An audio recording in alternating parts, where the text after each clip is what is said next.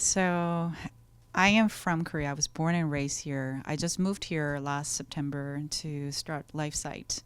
And I was Miss Korea. And after that, I was journalist. I was an intern journalist. And then I was actually TV host. So I had my own TV show in Korea. So I was doing media for a while. And then one day I had a phone call from Silicon Valley from my former partner at K Startup, which was startup incubator in Korea. Well, we were the only Asian partner with the Google, so we were the first accelerator in Korea that I was part of. And he just called me, and then he said he heard about me that, do you want to work with me? And I was like, why did you choose me? Like, I'm not a tech person. And but I had some sort of, like, I don't know, feeling that I could really relate to entrepreneurs, because I was always challenging myself to, chase for my dream. And it was about actually going global. I didn't want to really settle just in Korea. I always had something that I had to impact the world, not just Korea, but around the world. And my startups from K Startup, they were actually not just focusing on Korean market, they were actually focusing on global market. So I was managing 40 companies when I was in Korea, and Chris was actually one of the mentors for my startups. And Chris really liked my passion helping entrepreneurs, and I always had a hunger to be an tech entrepreneur, because when I was helping them, I could relate to them at some points, but I could not relate to them 100% because I never went through the operational side that they did.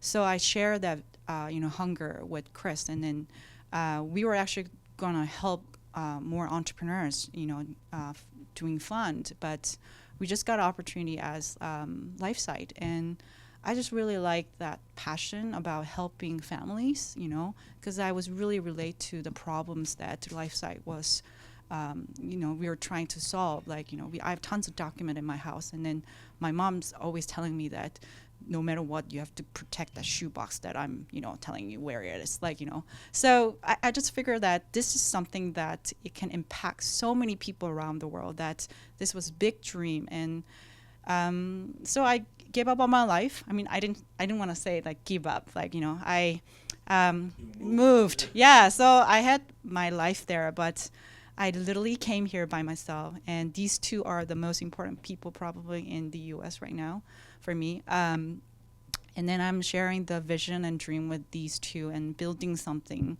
in the world that, helping other people. So I'm very fortunate. I think I'm very happy to work on, but it's really hard.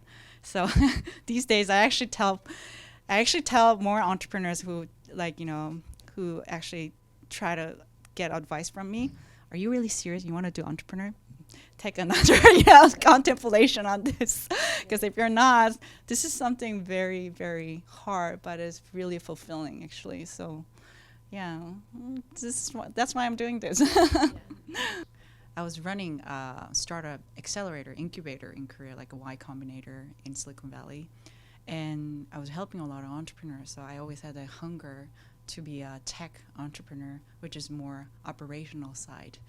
And I share that vision or the dream with Chris, and he was always advocate for whatever I do. And we were actually going to help Korean entrepreneur or whoever passionate about businesses. So we were actually working on the fund, and then one day we got a opportunity called LifeSite, and then he sent me the deck after he had a board meeting in New York, and then, what do you think? And I was like, oh, first of all, this can be related to anybody in the world, because I had a shoebox. My mom has a shoebox full of document, and especially LifeSite is very good tool for sharing document within the family. So when I was in Korea and then I moved here, and then my dad was calling me, where's this document? Where's this document? Now I have to take care of your tax, and I need that document right now. Where is it? And he was calling me 2 a.m., 3 a.m. So I was like, oh, I need something to manage all my documents digitally and to share easily with my family members. And then Dropbox or Google Drive, like, they're too complicated for my parents. So that's I actually figured like LifeSite can benefit so many people in the world, whoever have so much information sharing with their family members or trustees. So that's how I started, and where that's why I'm here. So I tried these two because I knew Crystal from Chris, and she and I have a same, similar, story. So we were both pageant girl. We're passionate about tech. I mean, I used to help so many entrepreneurs. I still do that. I still advise in companies and stuff. And because of all the Silicon Valley, unicorn, like those kind of story makes people to start companies, right? And then follow the entrepreneur life. It's fascinating. But at the same time, I don't think that a lot of people they're not aware of the responsibility being an entrepreneur. So I actually want to advise that what are you trying to solve?